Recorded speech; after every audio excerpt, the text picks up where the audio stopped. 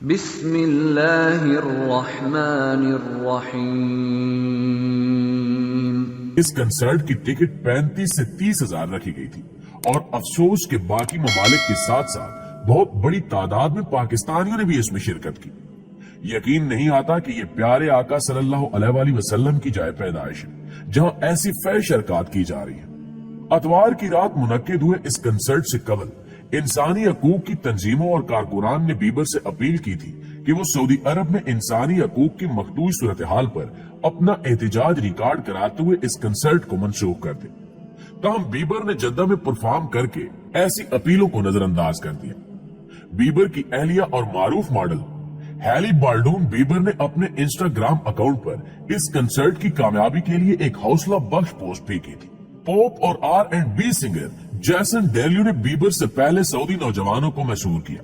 ان کے علاوہ بھی کئی دیگر مغربی ستارے جدہ میں موجود تھے۔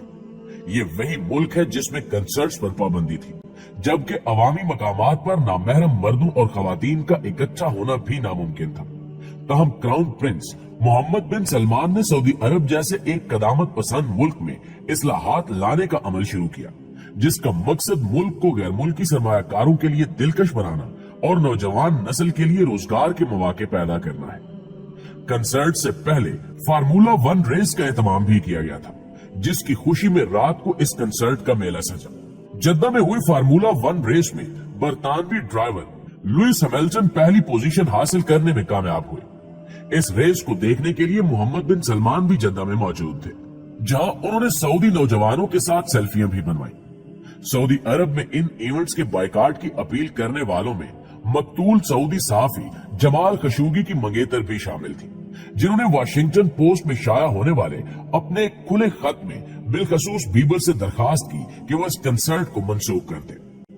خدیجہ چنگیز نے بیبر سے مخاطب ہوتے ہوئے لکھا کہ ایک طاقتور پیغام دیتے ہوئے یہ پرفارمنس منسوخ کر دینا چاہیے کہ آپ کے نام اور ٹیلنٹ کو استعمال کرتے ہوئے ایسے ملک کی ساکھ کو بہتر نہیں بنایا جائے گا جو اپنے سیاسی منحرفین کو قتل کروا دیتی ہے۔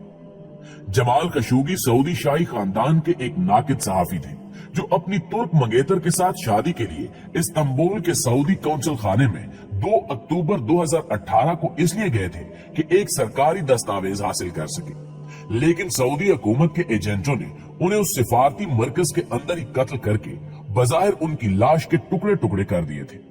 ان کی لاش آج تک نہیں مل سکی۔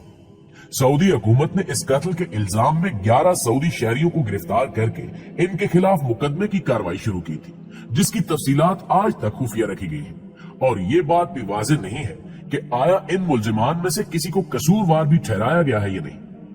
اس قتل سے متعلق اقوام متحدہ کی ایک رپورٹ میں یہ نتیجہ اخذ کیا گیا تھا کہ جمال خشوگی کے قتل کی ذمہ داری سعودی حکومت پر عائد ہوتی ہے اور اس جرم کے ارتکاب میں ولی عہد شہزادہ محمد بن سلمان کے ممکنہ کردار کی چھان بین کی جانی چاہیے۔ پیارے دوستو، جہاں ایک جانب سعودی عرب روشن خیالی کے تاثر قائم کرنے کی کوشش کر رہا ہے، وہیں گزشتہ ہفتے سعودی عرب نے اپنے ملک میں تبلیغی جماعت کو معاشرے کے لیے خطرناک قرار دیتے ہوئے پابندی عائد کر دی ہے۔ سعودی عرب کی وزارت مذہبی امور نے اس بارے میں کہا ہے کہ جمعہ کی نماز کے خطبے میں خطیب حضرات معاشرے کو تبلیغی جماعت سے لاحق خطرات کے متعلق بیان کریں۔ سعودی وزارت نے تبلیغی جماعت کو دہشت گردی کی جانب پہلا قدم قرار دیا تھا۔ پیارے ساتھیوں، سعودی عرب کے مطابق یہ اسلام کی غلط تشریح کر رہی ہے۔ یہ ایک بدعت ہے جو تفرقات پیدا کر رہی ہے، جس کی یہاں ہرگز اجازت نہیں دی جا سکتی۔ مکہ معظمہ کی مساجد میں 6 دسمبر کو جو سرکاری خطبہ جمعہ دیا گیا اس کی آڈیو سوشل میڈیا پر گردش کر رہی ہے۔ اس خطبہ جمعہ میں تبلیغی جماعت کو ذہن آلود، مشرکانہ نظریات کا حامل، قدامت پرست اور ایک شدت پسند جماعت قرار دیا گیا ہے۔ جہاں غیر مسلم ممالک میں پہلی اسلاموفوبیا موجود ہے اور مسلمانوں کو دہشت گرد سمجھا جاتا ہے، وہاں اسلامی تبلیغی جماعت پر پابندی کے کیا نتائج نکلیں گے، یہ بات کسی سے ڈھکی چھپی نہیں ہے۔ اس سرکاری خطبے کی خبر پہلے سے منظر عام پر تھی، تاہم کسی کو اس بات کا یقین نہیں تھا کہ سعودی حکومت اس قسم کا سخت اور ہیجان انگیز قدم اٹھا سکتی ہے۔ سعودی عرب کے سرکاری خطبہ جمعہ کے منظر عام پر آنے کے بعد دینی اور مذہبی طبقات میں شدید رد عمل پایا جا رہا ہے۔ سعودی حکومت نے پہلی مرتبہ اس بڑے پیمانے پر بالی ووڈ ایونٹ کا انعقاد روشن خیال سعودی عرب کے تحت کیا تھا۔ सलमान खान के म्यूजिकल कंसर्ट में 80,000 से ज्यादा अफराद ने शिरकत की और जब दबंग स्टार ने एंट्री दी तो हजारों शायकीन ने दीवाना वार मोहब्बत की। भारतीय अदाकार ने अपनी परफॉर्मेंस से मदाहों के दिल जीत लिए और इस मौके को तारीखी करार दिया। मदाहों ने भी अपने पसंदीदा अदाकार से वालिहाना वाबस्तगी का इजहार किया। सलमान खान के रियाज में कंसर्ट से कबल उन्हें एजाज देने के लिए उनके हाथों का नक्श भी ऐसे लिया गया जैसे इस्लाम की खिदमत में हजरत ने झंडे गाड़ रखे हों। ये नक्श रियाज की मसरूफ तरीन शाहराह पर नस्ब किया जाएगा। क्या इस बेहयाई की तरवीज के लिए हिजाज मुकद्दस को सल्तनत उस्मानिया से लिया गया था? क्या इसके हसूल का मकसद यही था कि यहूदियों की ये कठपुतलियां मोहम्मद बिन सलमान के जरिए इस्लाम का यहां से सफाया कर सके? और इस सब के खिलाफ हम मुसलमान एक मुजम्मती बयान तक देने के रवादार नहीं है।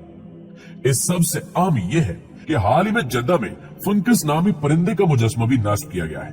ये शैतान की अलामत है, यानी इस मुकद्दस सरजमीन में शैतान दाखिल हो चुका है।